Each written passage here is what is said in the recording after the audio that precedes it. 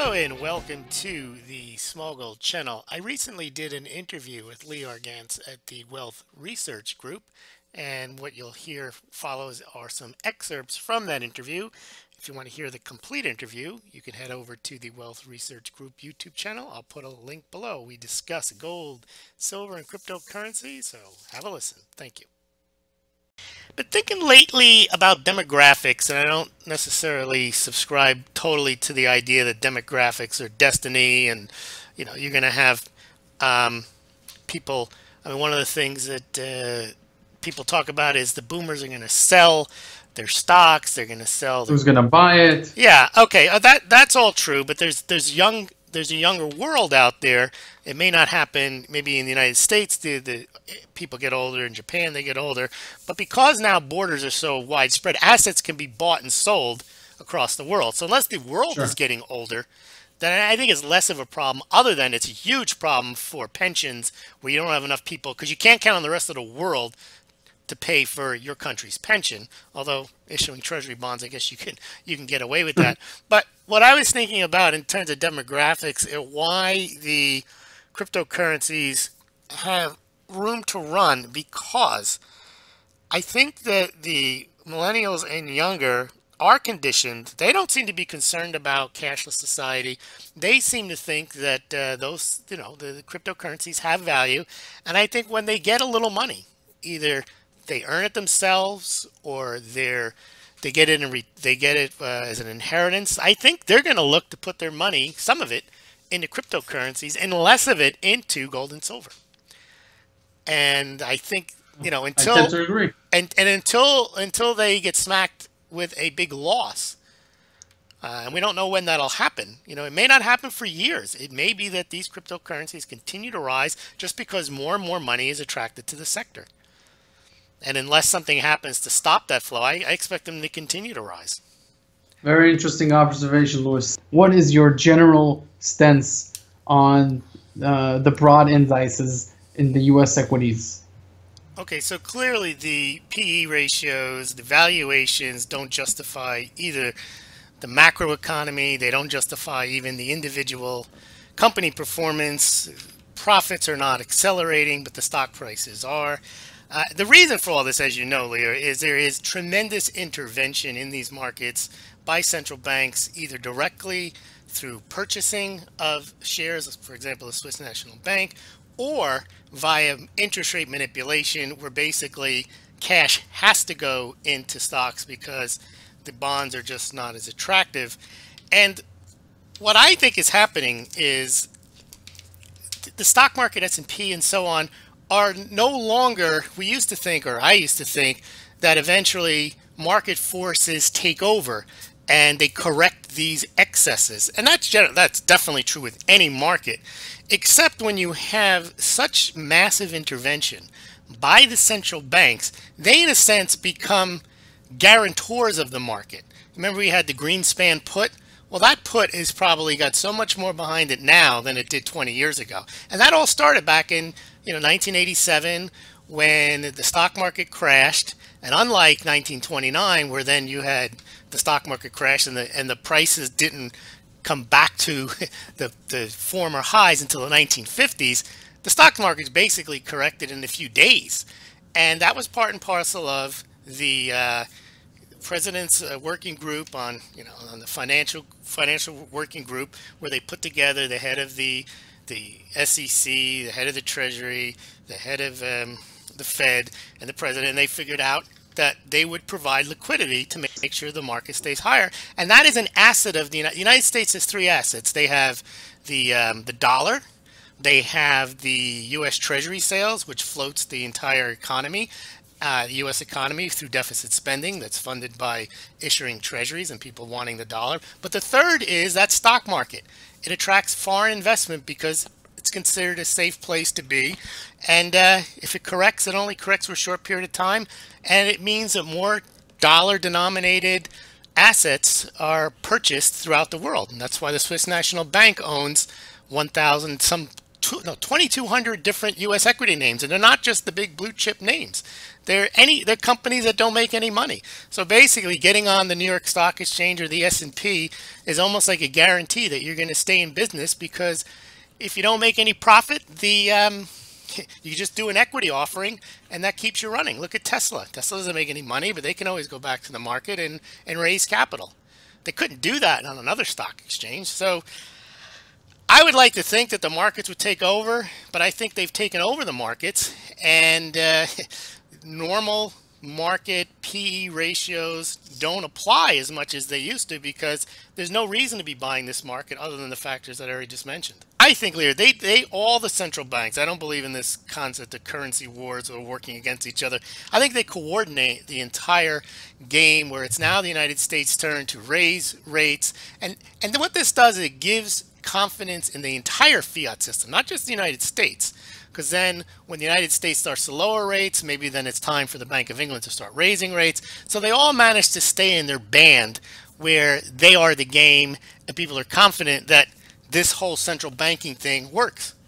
That the United States, sure, they did $4.5 trillion worth of QE, but they did the prudent thing. They stopped it. They started to raise rates. They talked about, reducing their balance sheet. Same investor says that he sees the market going all the way up to about 50,000 points on the Dow. Is that something that you find insane, or is that doable, possible anywhere in your expertise? I would have found it would have been insane had the Fed in 2009 said, you know what we're going to do? We're going to print $4.5 trillion.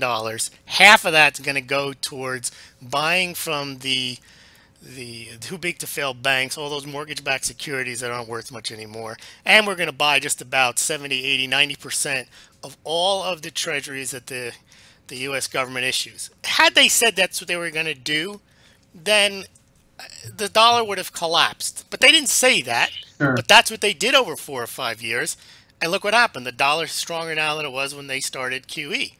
And it's the same with the stock market. It's crazy to think from where we are now that somehow they can manipulate circumstances to push the stock higher. You wouldn't even think it would be at 20,000 today, 5 years ago. So I think it's a function that the central banks have taken control, not just of the money supply, not just of interest rates, but of financial markets. And I think they used to not have that same grip on them that they have today.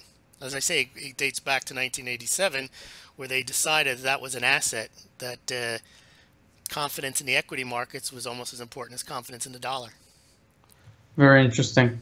I'd like to switch onto cryptocurrencies for a little bit. Sure. And ask you, do you think as a whole, after, I know you write for Stimit and you do a lot of work in the cryptocurrency space, do you think cryptocurrencies as a whole are viable yet, or are they very much experimental at this point? I think that they are viable more to the extent of the amount of interest that they've captured, both from the private investor and from the central banks. And I was just checking, Coinbase has 8.2 million accounts. Well, that's an incredible amount in a very short period of time. So there's a lot of speculative money in the area. That's just Coinbase. I mean, there's worldwide, there's 50, 60 other pretty large exchanges. And I think what's viable about the cryptocurrencies are that people are willing to give them a chance, and by the more broad ownership now, I think it's 100.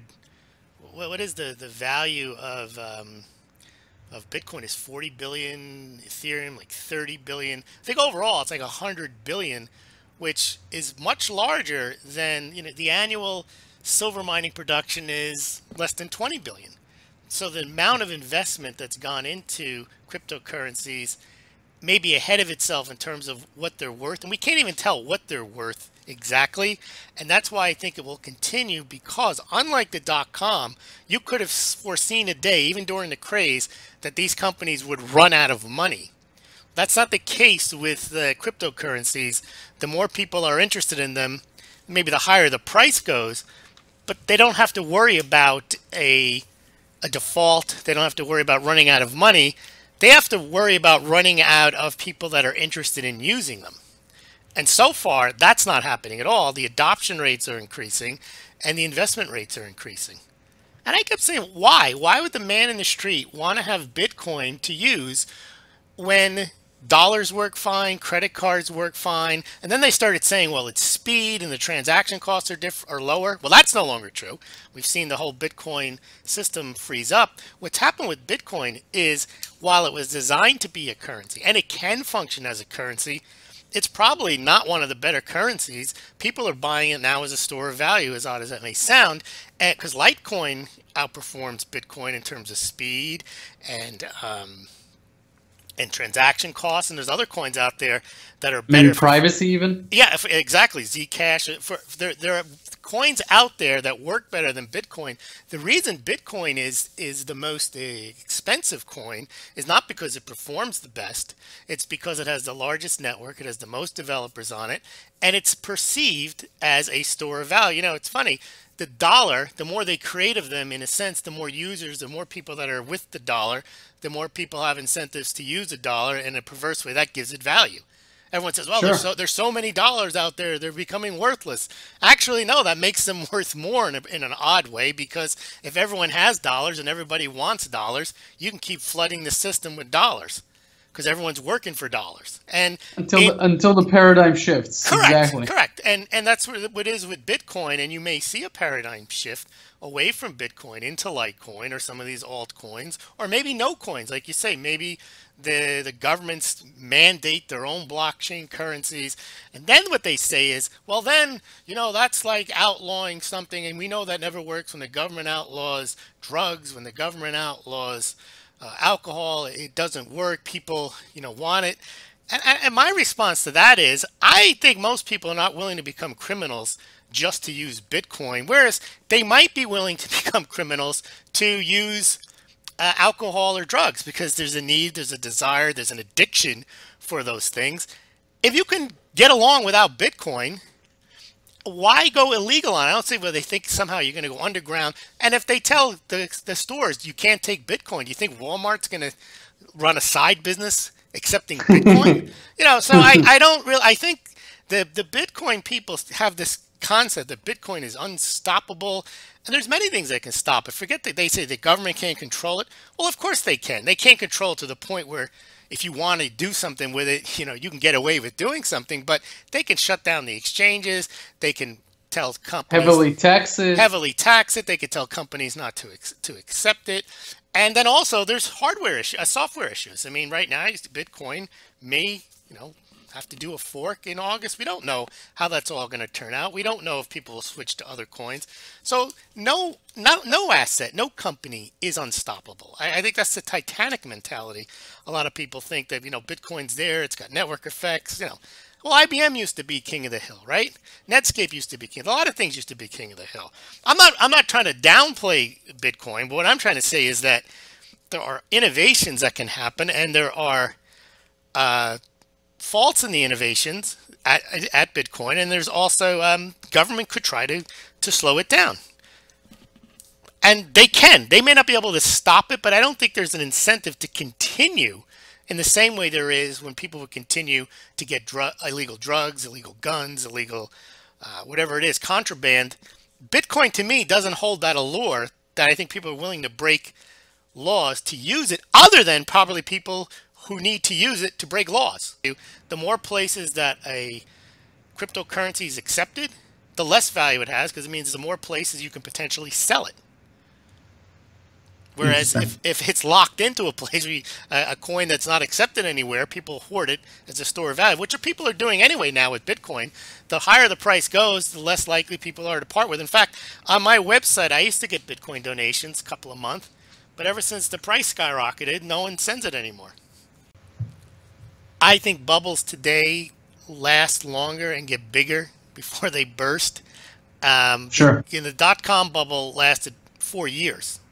96, 97, 98, 99, when everybody knew it was a bubble, real estate bubble too. The only thing that popped the real estate bubble was an event. You know, they just raised the rates and boom, then it became untenable and people couldn't pay their mortgage. The difference between real estate and .com and cryptocurrencies is there comes a point where real estate becomes too expensive because you can't afford it. But there's no such price on Bitcoin or a .com stock that you can't afford the price. You may not get, you know, when Bitcoin goes to 10,000, you're going to get a very small amount for a few $100s, but you can still buy it. And when people see it's 10,000, they figure they've left out, they missed out, it goes to 11,000. But when a home price goes to 800,000 to 900,000 to $1 million, you start to price people out who just, no matter what loan you give them, they can't buy it, so the bubble bursts. But, you know, the thing with these cryptos is they can continue to go higher because you don't even have the ceiling on them that, well, hey, they don't make any money. Well, they're not supposed to make any money. And if more people want them, then they go higher. Think about this. If the central banks were to buy up that supply, they'd be doing themselves a disfavor because they'd be pushing the price of the gold higher. So that's why they lay off it. Of course. And obviously, when they buy gold, they basically signal the market that something's wrong with their own system. Exactly.